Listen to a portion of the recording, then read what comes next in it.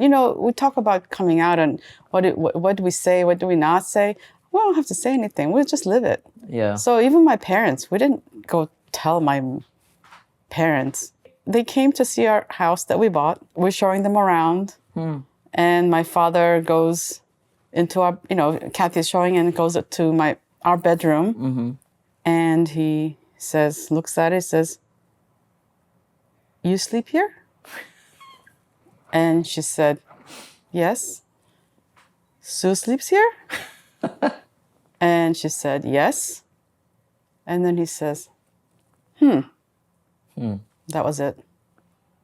No more questions asked. That was it. Huh. My mother, on the other hand, said, "What? There's only one kitchen?" I met you, I think about 16, 17 years ago when I was launching Believe Out Loud, which was a campaign for LGBTQ inclusion in the mainline Protestant churches. And I can't remember the exact moment when we met, but my impression of you, well, the first thought that ran across my mind was literally, where have you been? Because I haven't met any Korean queer elders, especially someone who is 1.5 like me, and who has had experience both living in Korea and also most of their adult life in the US. And I think at one point when we got to know each other a little bit better, I expressed that to you. Yeah, I think we talked about it at a restaurant.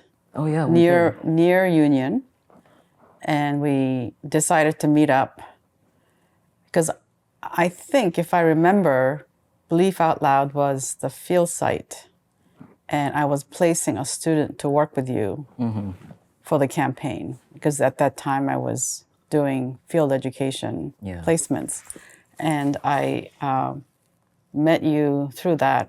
And again, I couldn't believe, wow, here is a Korean American person doing that work. So I think we reached out by email, and then we said we're going to meet, and we had lunch that went for quite a long time. Yeah. And it was just like we've known each other before. Yeah, no, it definitely felt very familiar. Yeah. It didn't feel like a first meeting. Right. I really liked your energy because it was also really, I don't know how to say, I think my relationship to folks who are, at least other Koreans who are older, have been very, it was very restricted in a way, where it was very much about following the laws of Confucianism.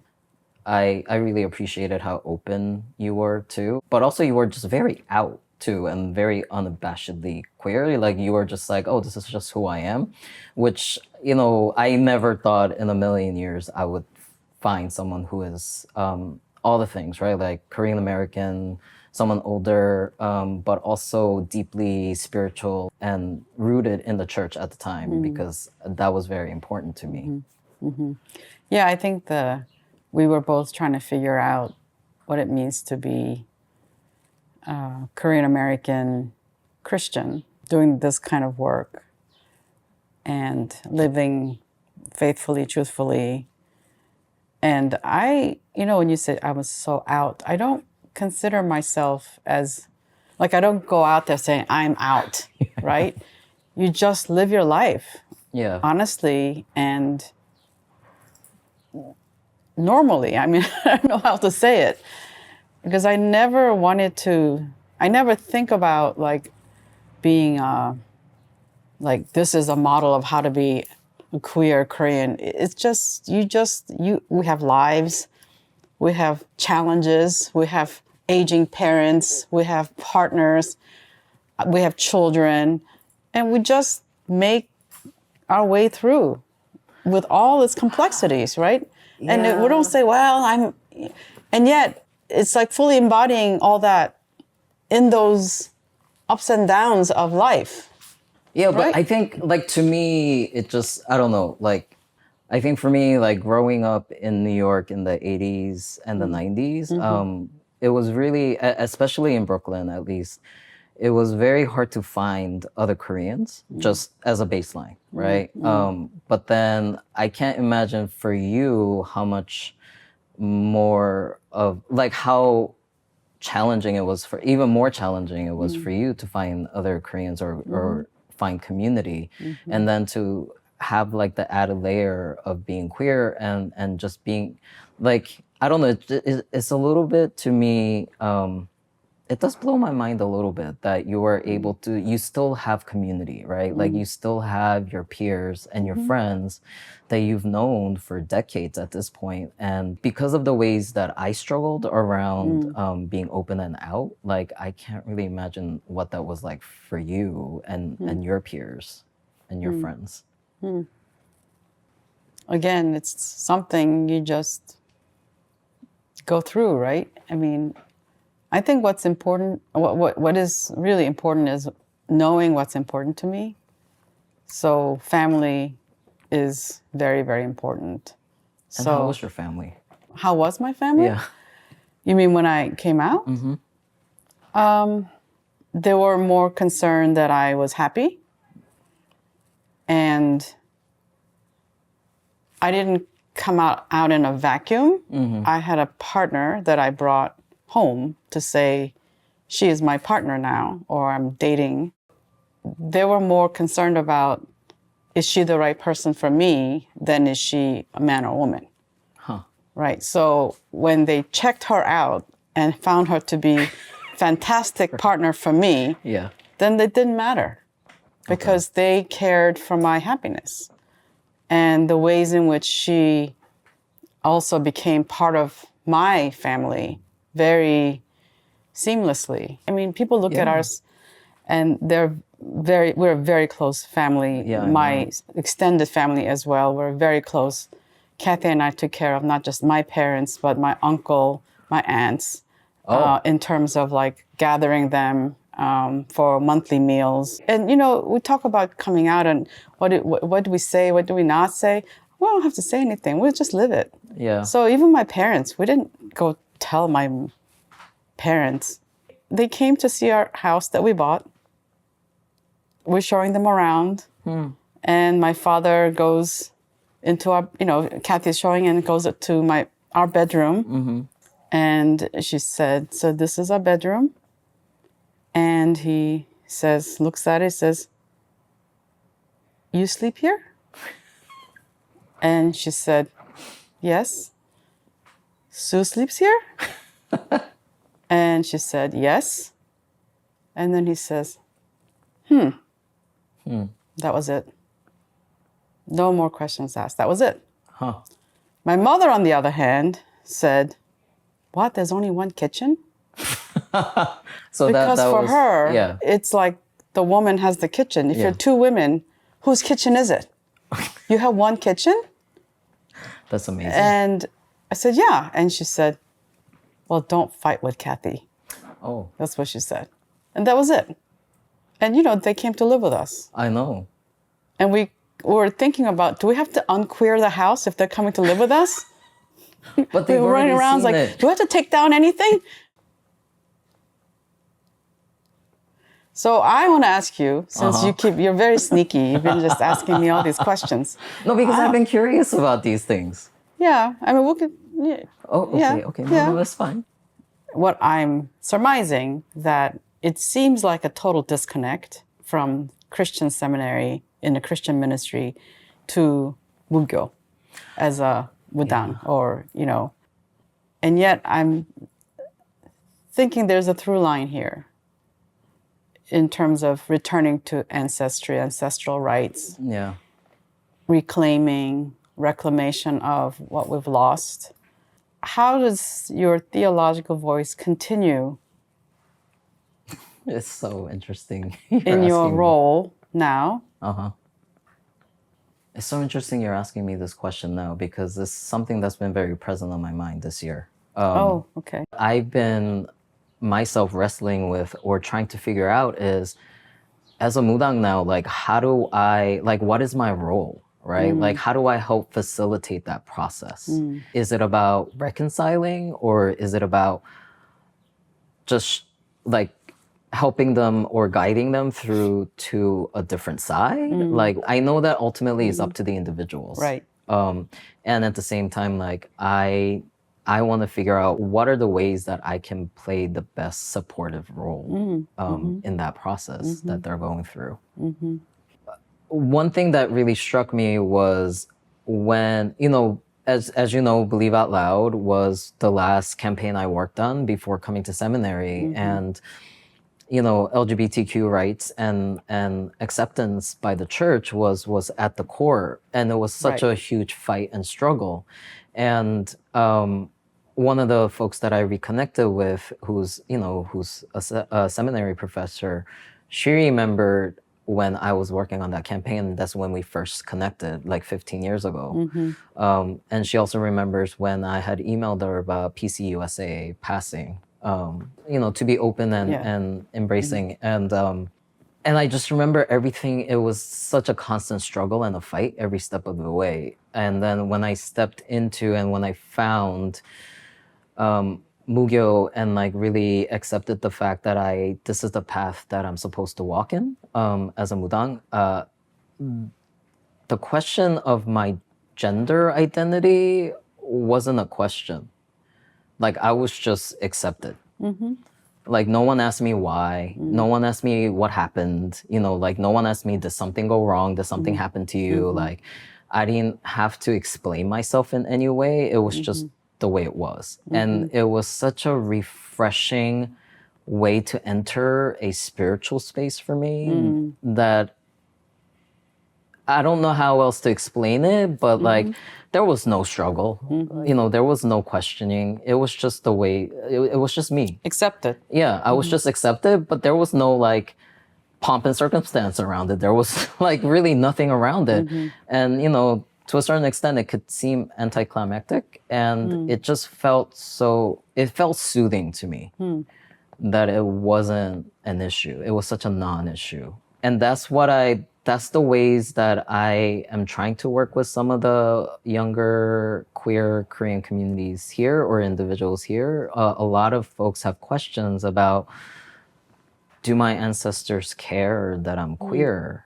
And I get that question a lot during readings. And, most often what I say to them is, and this is and I'm not saying this to like fluff anything or soften the blow, but this is genuinely what I feel when I'm sitting with them is, to a certain extent, like ancestors also want to be seen, right? And as queer folks, we know what it feels like to have that desire to be seen. And so it doesn't matter if you're queer, if you're trans, if, however you may identify, they just want you to see them, right? And if you're able to see them and if you're able and willing to accept them, then that's really all that matters on that level. I feel like that's been like the transformative point for me in working with queer folks, but also working within the ancestral realm.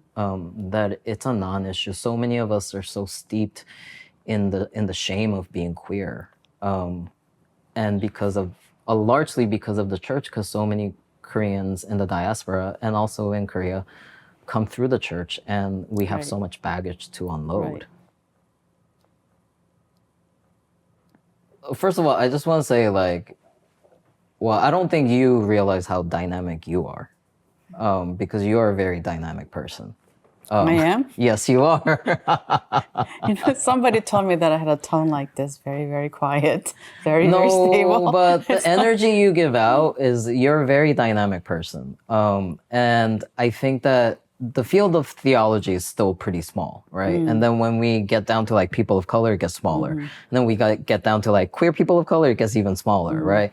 But I've one of the things that I have wondered is that, like, not that like you sought to become a mentor, but I do see you as someone who is a guide and someone who people come to.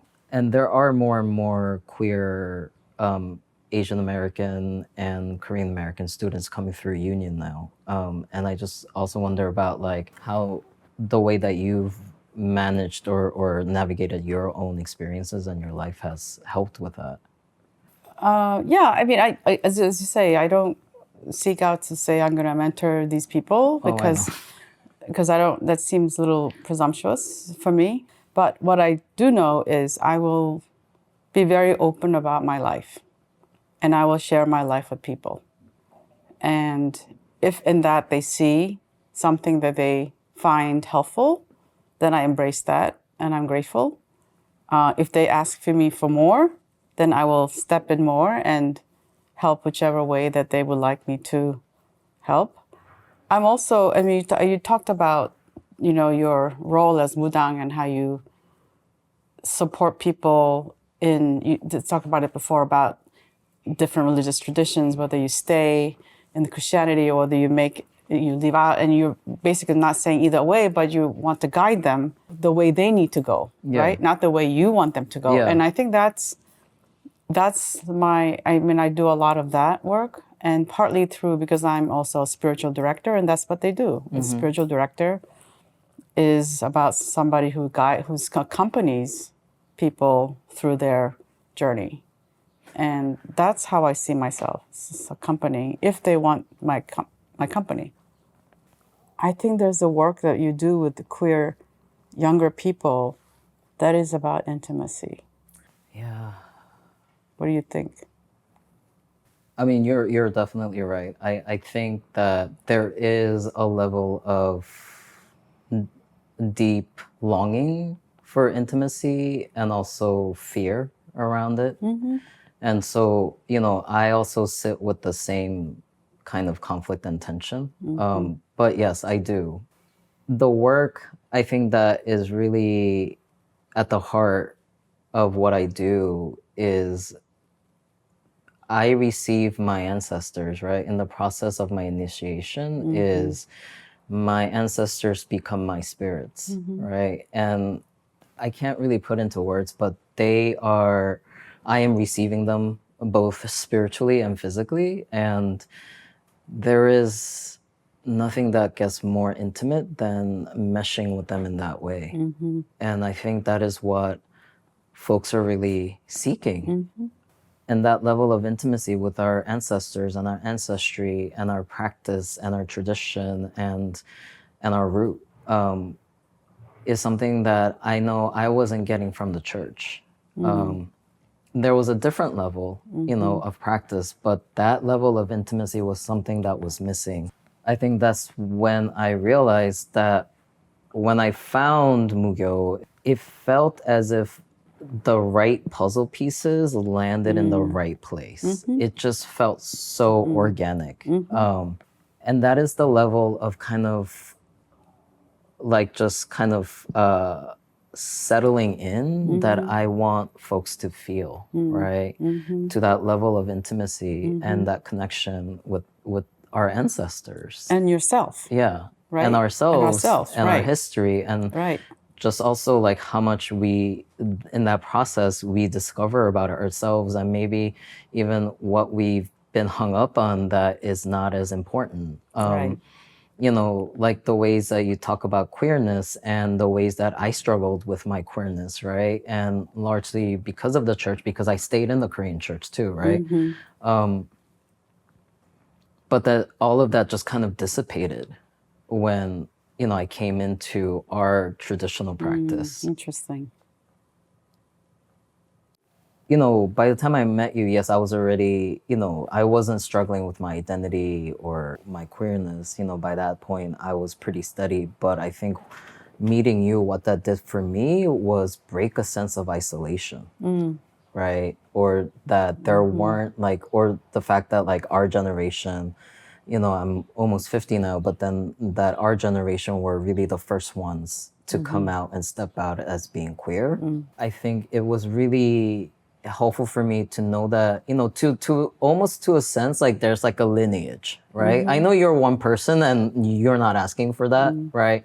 But to me, it really helped to know that there was there is at least someone who was brave enough just to live your life as a queer person who's older than me, who is, fully, Korean American, right? And yeah, just living your life fully. And that's why I also wanted to ask you to join me, because I think that people need to know our stories. You know, I was saying this morning to Kathy as I was leaving the house, I don't like doing things like this. I know. This Thank you. is like, if there's a more harder way of spending my time, is being videoed and taped, and it's just not what I like doing. And yet, I know in my parents' generation, I know that there are pieces missing because we did not take down their story. Yeah. And I feel sometimes the stories that my mother shared with me, my father didn't share a lot of stories.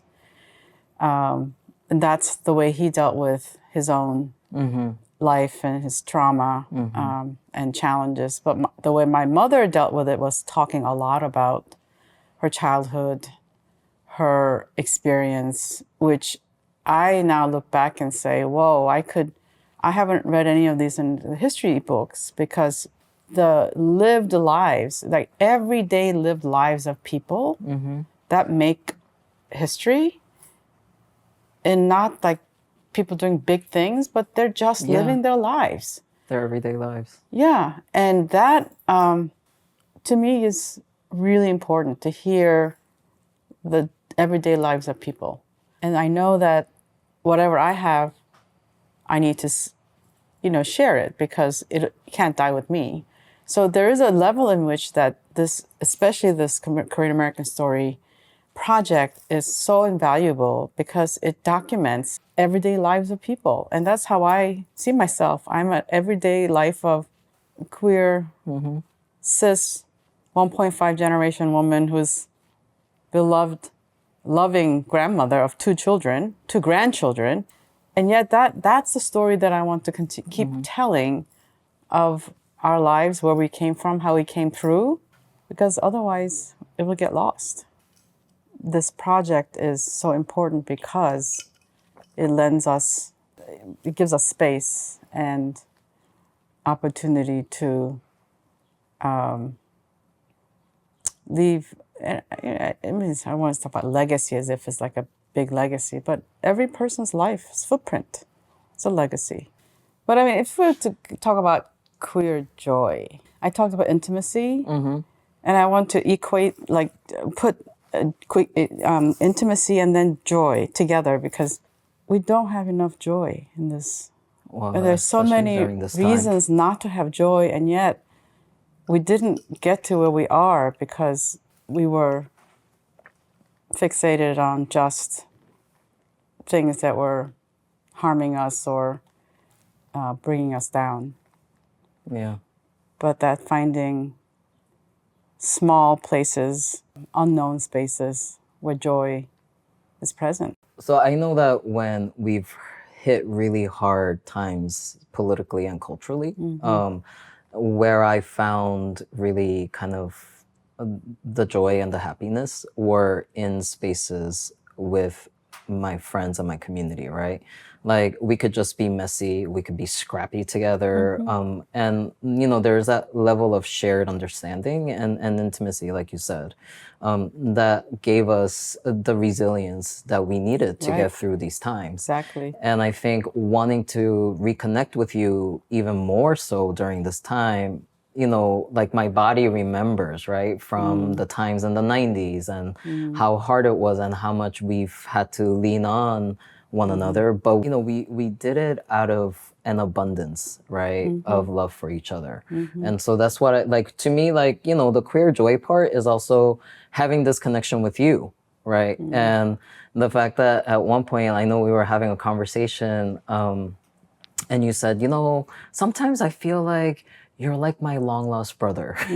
And I was so touched and moved, because I think that's the level of intimacy that I feel with you too. And the ways that you tease me and make fun of me, and the ways that I, sometimes tease you, even though that a lot. Not that much. It's not a lot of love.